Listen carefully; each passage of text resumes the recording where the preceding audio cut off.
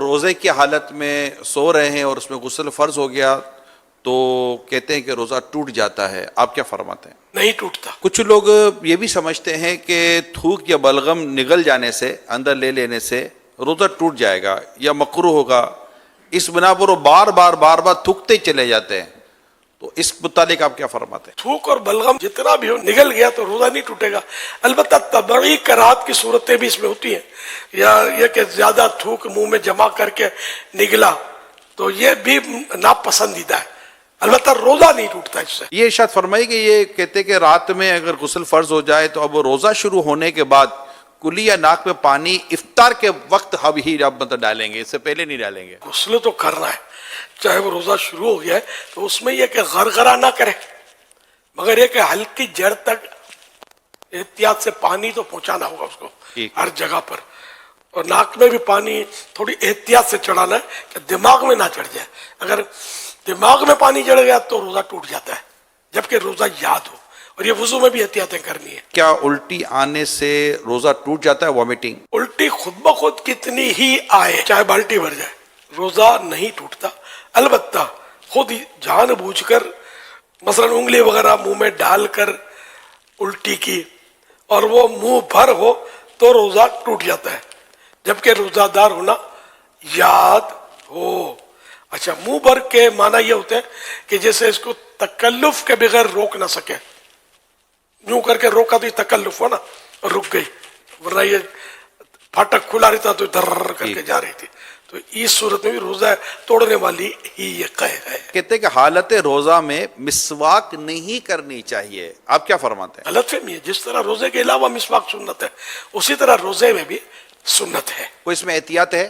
احتیاطیں ہیں اس میں کہ بہتر یہ ہے کہ ایسی مسواک استعمال کی جائے جس کا ٹیسٹ اور ریشے، ٹیسٹ یا ریشے منہ میں نہ رہ جائے. اگر مسواک چبانے سے ریشے چھوٹے یا مزہ محسوس ہو تو ایسی مسواک روزے میں نہیں کرنا چاہیے. اگر روزہ یاد ہوتے ہوئے مسواک چباتے، دانت مانجتے، مسواک کرتے ہوئے اس کا ریشہ یا کوئی جز یعنی حصہ حلق سے نیچے اتر گیا اور اس کا مزہ حلق میں محسوس ہوا تو روزہ فاسد ہو یعنی ٹوٹ جائے گا. اور اگر اتنے سارے ریشے حلق سے نیچے اتر گئے جو ایک چنے کی مقدار کے برابر ہو تو اگرچہ حلق میں ذائقہ محسوس نہ ہو تب بھی روزہ ٹوٹ جائے گا.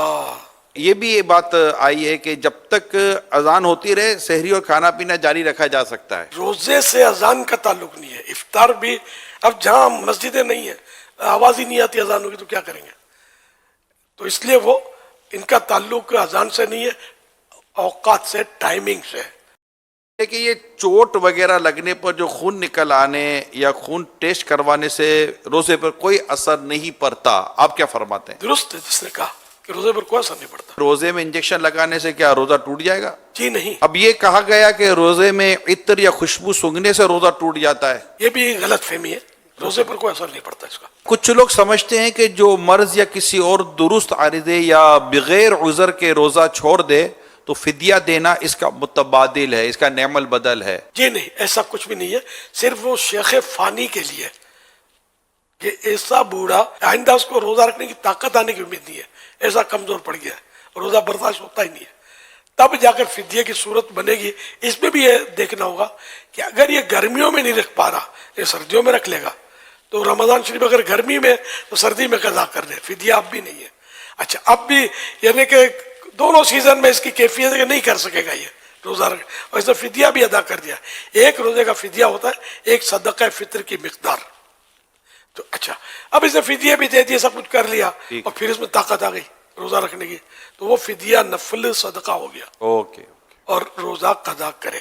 کچھ لوگ سمجھتے ہیں کہ روزے کی حالت میں ٹھنڈک کے لیے نہانا یا کلی کرنا یہ مکروہ ہے، کیا ایسا ہی ہے؟ مکروہ نہیں ہے، منع نہیں ہے. ہاں، اگر پریشانی ظاہر کرنے کے لیے کوئی مطلب یہ ہے کہ کپڑا لپیٹتا ہے یا بار بار کلیاں کرتا رہتا ہے تو اس کا مطلب یہ کرنا یہ مناسب نہیں ہے. عبادت میں دل تنگ ہونا یہ اچھی بات نہیں. کچھ لوگ سمجھتے ہیں کہ کلی کرتے ہوئے اگر غلطی سے پانی حلق سے اتر جائے تو روزہ نہیں ٹوٹتا. اگر کلی کرتے ہوئے روزہ یاد ہے اور پانی حلق سے نیچے اتر گیا تو روزہ ٹوٹ جائے گا. اور اگر روزہ یاد نہیں ہے تو چاہے جان بوجھ کر پانی اتار دیا حلق سے نیچے تب بھی روزہ نہیں ٹوٹے گا. یہ بات بھی ہے کہ جو